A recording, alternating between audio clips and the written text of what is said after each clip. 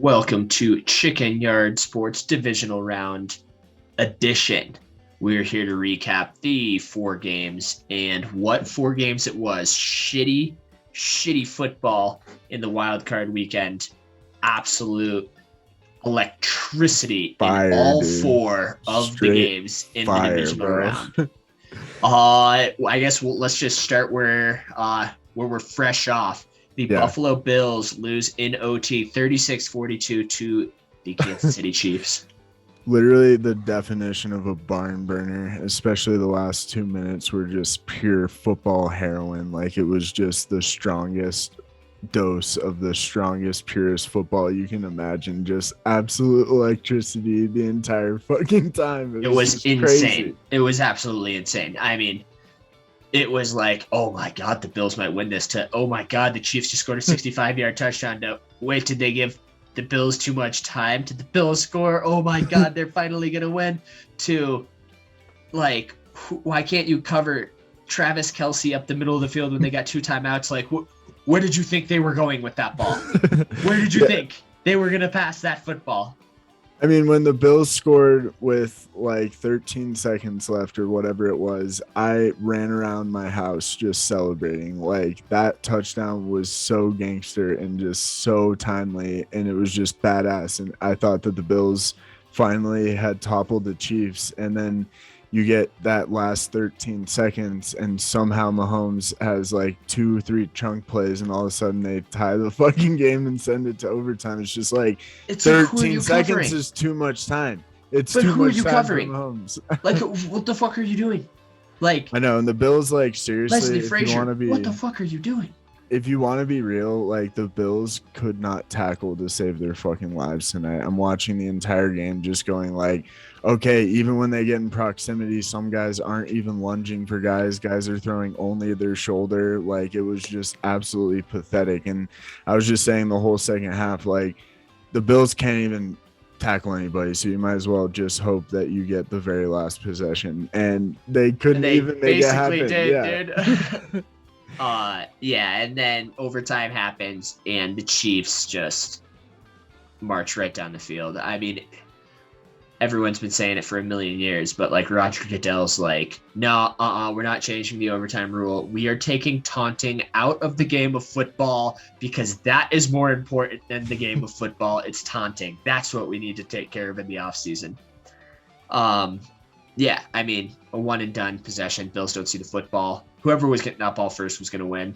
Chiefs win the toss. That shit was just absolutely insane, though. You have Mahomes and Josh Allen both playing at their absolute peak performance in the fourth quarter. Like, it was insane. It was like Godzilla versus fucking Mothra, dude. Just these guys were throwing the fuck down. It was so probably amazing. The best two quarterbacks in football right now. It was a treat to watch, that's for sure. I mean, just watching Mahomes and Josh Allen both keep plays alive, do stuff with their feet, make like insane pass after insane pass. It was just absolute perfection at the quarterback position. And then you have Gabriel Davis, who was like basically a nobody the last few years of his career, gets 4 touchdowns on NFL like 8 record. Catches. Yeah, NFL record on 8 catches for like over 200 yards, or right around 200. Like, that guy had the game of his fucking life tonight, and it wasn't enough for the Bills. Like, it's just so fucked up too, because like if the Bills had won that game, especially with Gabriel Davis's performance and Josh Allen,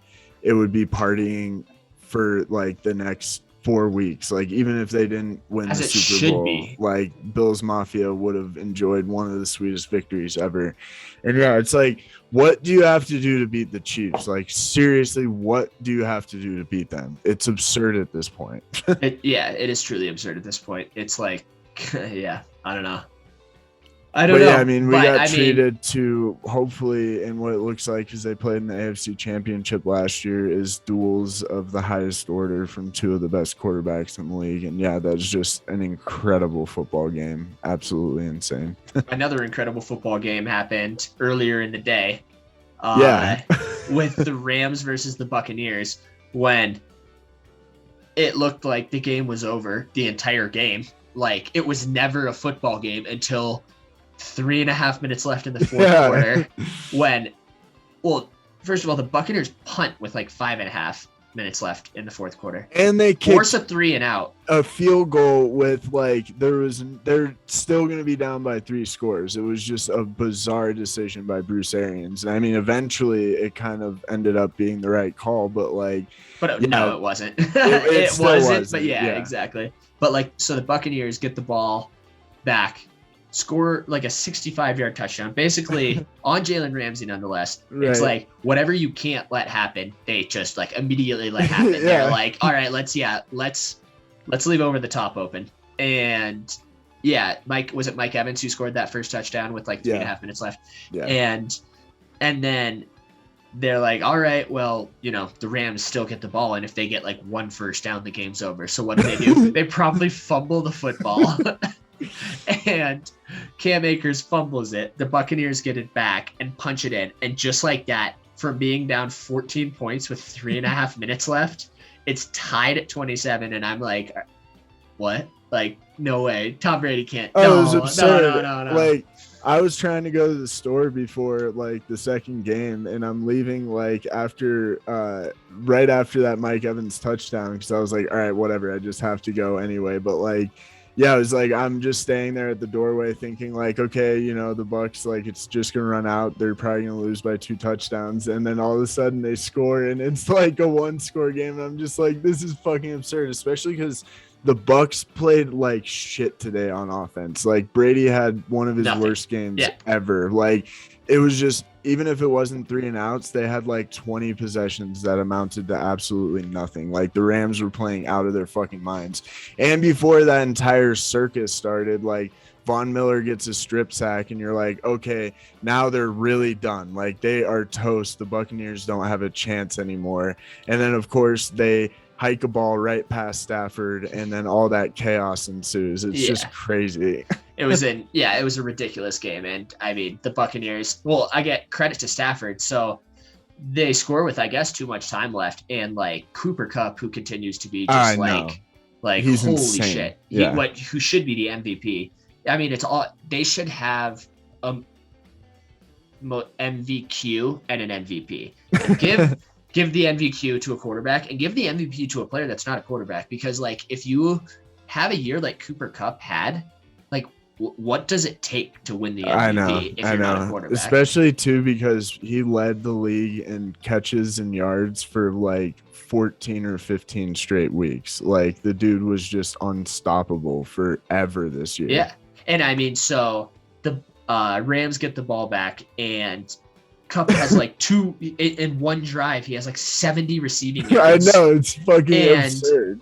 And they get down, clock it, and kick a field goal to win. And it was just with 1 second left when they hiked the ball to kick it. They got it right down to 1 second. And yeah, I mean, I will say though that the Rams were beating the shit out of the Buccaneers for all but 3 minutes of this football game, and that almost cost 3 minutes almost cost them. Yeah, because they're they can't close out games. I was trying to express this last week, but it's I just don't trust them at all, because when they've had bad losses, they've been really bad. And I was trying to put it away. It's there's teams that are still left, the Chiefs, where barring something insane like tonight, if they have a decent lead, you're not going to get it back from them most of the time, unless you have just an insanely good team as well. But what are you saying? Rams, maybe Joe Burrow. Yeah, but I'm just saying, the Rams could have a 5-touchdown lead, and I still feel they're in jeopardy of losing the football game at any point, It's never over till it's over with them, because they also had a chance to basically go up 35-3 if they had scored a touchdown instead of fumbling at the end of the first half too, because then in the second half they got a quick touchdown. So it was they could have also walked away with even more points, because they just shut Brady down on every drive. It was crazy. And Brady's so pissed right now. Him and Rodgers, so just hilarious that they're out. Which transition over to the worst game of the weekend by far, but still a close football game. And the ending made up. The ending made up for it, because I was saying even the Cincy game, that was more of a regular football game where there was some back and forth and some tugging, but it was just kind of a regular style football game. The other 3 games were just fucking crazy banana land shit, The Niners win 13-10 against the Packers. And they shouldn't have. And oh my God. Dude, They Jimmy get G. bailed out by literally that one punt block return for a touchdown. Jimmy G was nothing but a fucking liability last night. Like, I would get heated talking about He this only today. had one interception, and he could have had 19. I know. He could have had 19 because he had 19 attempts yesterday. Right. So he could have thrown 19 interceptions the way he was throwing the football. It was fucking horrendous. And the Niners receivers couldn't catch. Like, they played like shit the entire fucking game. It was just somehow the Packers allowed themselves to not run away with the game. And also, like, Devontae Adams, Aaron Rodgers connection, like, carried the pack the entire night too. I mean, oh yeah, what else do you expect? But still, it's like they weren't doing shit otherwise either. Yeah, well, they score on their opening drive a touchdown, and they don't score the rest of the game.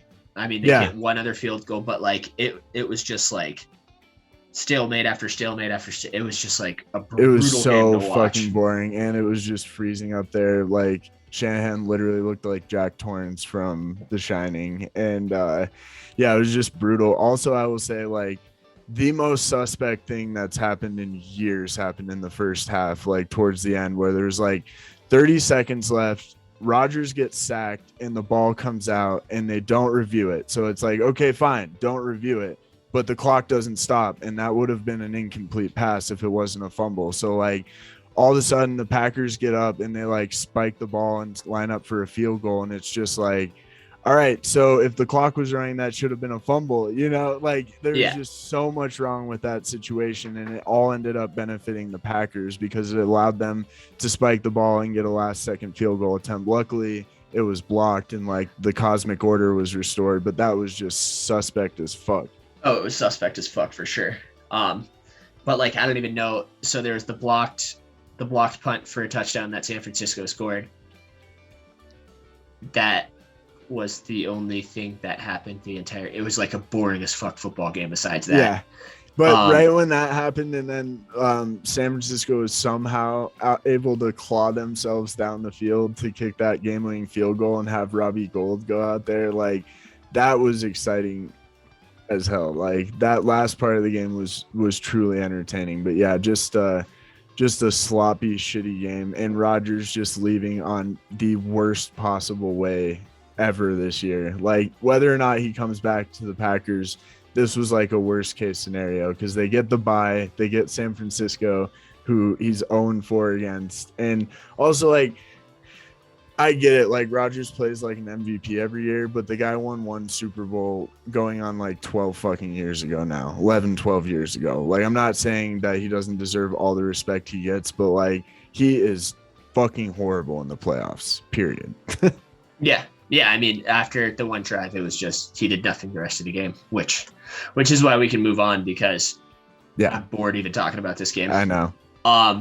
The Bengals beat the Tennessee Titans 19-16 behind Joe Burrow's 348 yards and Ryan Tannehill's 3 interceptions, which, I mean, to Tannehill, not to like back him up, but like all of the interceptions were just tip balls in the air. Like, they were great defensive plays, but it's not like he was throwing. It's not like they were necessarily bad throws. He just got super unlucky 3 times, and it cost the game.